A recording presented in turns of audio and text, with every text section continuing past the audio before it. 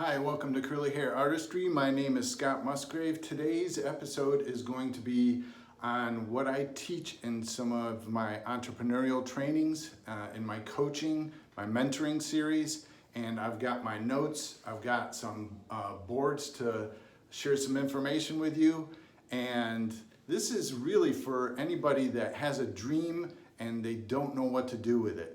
So I'm a curly hair specialist. I specialize in wavy and curly hair, and I teach hairstylists all over the world my methods and techniques and overall systems of helping them to excel and master what it is they want to do as in their specialty with curly hair.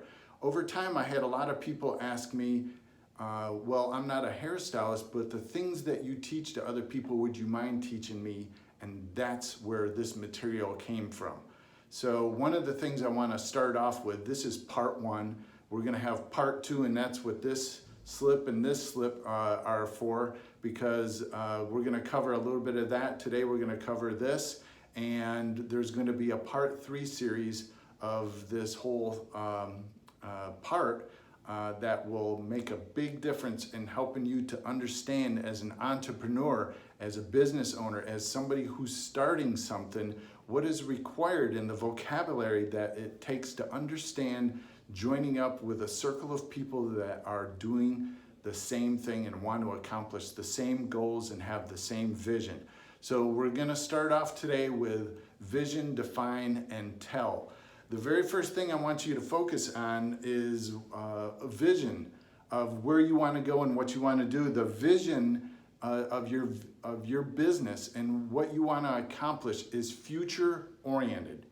When you have something that's future oriented, that drives you and drives mostly your passion and energy, it gives you something of what to look for. And it says in scripture, without vision, we perish. And I had some people in my seminars from different countries, and they didn't know what the word perish meant, and how perish is defined. Perish is defined as something that's falling apart, it's deteriorating. So you may have areas and sections of your business, of your life, your relationships, your health, your friendships that are falling apart and deteriorating. Now it's time to start owning it, owning your part in it, no longer having a victim mentality, and have a vision for where you want to go. And you have to realize that this takes time. So even if you don't have a vision yet, you have to take steps into what you want to do, and then what you would like to be, who you would like to be, who you would like to be with. And over time, vision may come into place, and you should record that in your journal. So I have journals, I have iPads, I have ways of keeping track of what my vision is. And a big part of understanding what your vision is, and you can go online because I teach this in my mastery program, and I also teach this in my mentoring program, and I have handouts that explain all of this. So those are things that you can look forward to, and you can check the link down below if you're interested in pursuing something like that. But I want to give you a lot of value right now, because one of the things that you should search out, and they have lists of them online, is your values. You should write down out of a sheet of 100, you should have 100 values listed out, and you should knock off 10 of them and reduce that down to 5 and reduce that down to 3 and start sharing that with everybody, because everybody needs to know what's important to you and what you value, the values that you move from. So this is very much, the vision is very spirit-driven, spirit-oriented. It's the spirit of who you are and spirit of what you want your business to be about. So this really comes down to, vision is very oriented towards why you do what you do. And I always recommend people go to a TED Talk with Simon Sinek, and he explains the power of why. And the power of why is very core to what you believe. And when you start expressing what you believe to other people, those beliefs are attracted to other people, and people will follow what you believe. They may not follow me because of what I do. They will usually end up following me because more of what I believe and what I communicate and my values that go along with them. That's all encompassing part of what my vision and what our vision is for what can be accomplished in the future, and taking daily actions to fulfill that vision. So another important part of what this is learn to build identity-based goals. A lot of what people are doing is they have a vision and they say they want to accomplish the vision, but they don't realize to achieve that larger scope goal, you need to develop discipline. That's an identity-based goal. I don't hardly hear of too many people use the words. Maybe it's one that I came up with while I was writing this. Identity-based goals are goals that have to develop inside of you to pursue something. So a lot of people use exercise. I work out daily. I have challenges that I set for myself to achieve, lose 10 pounds in 1 month. That's to achieve something. To achieve that, I need to work out daily, watch my nutrition. I want to eat plant-based things. I also want to have some meat-based products, and I want to be able to control my portions. So that's developing daily disciplined habits that are different from my overall goal. But to achieve a goal of losing 10 pounds, I need to achieve daily disciplined habits. And when you do that and you achieve your daily, weekly, and monthly objectives, this forms like a discipline that sets you up to want to set up a new challenge for the second month that's usually a little bit higher, maybe 12 pounds, maybe 3 days plant-based and reduce the meat. And so you can come up with a variety of disciplined habits that contribute to making challenges that strengthen more of who you are, the values, and the character. And overall, this develops confidence that helps me to achieve my vision. So I have this takes time. If you don't know what your vision is, it takes time, but you need to be aware and attentive.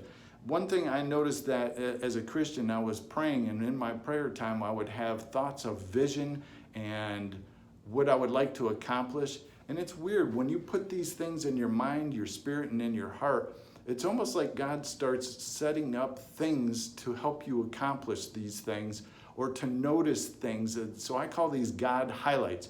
And maybe while I'm looking at something and I read something and something's like highlighted in my brain, to pay attention to that, to write it down in my journal. Maybe I'll hear something in a movie that's like throws my spirit into this attentive mode of highlighting something that I don't know what it means, but it usually is a form of encouragement, a form of validation for what I'm doing, a form of confirmation to pursue something, a sense of conviction, and all of a sudden it's time to start acting. So God's highlights, what you consciously keep noticing, is a part of the vision of what you should be pursuing, and a part of incorporating those elements into who you are. So another part of this is journal and tracking your progress and sharing it with a mentor. I really gotta say that doing this all on your own is a part of, is very important, but when you have somebody that holds you accountable, it's even better. So I really recommend that you have a mentor, get involved with a group, form a group. You cannot become better than the people that you are around. You stay in the same cycle of staying the same.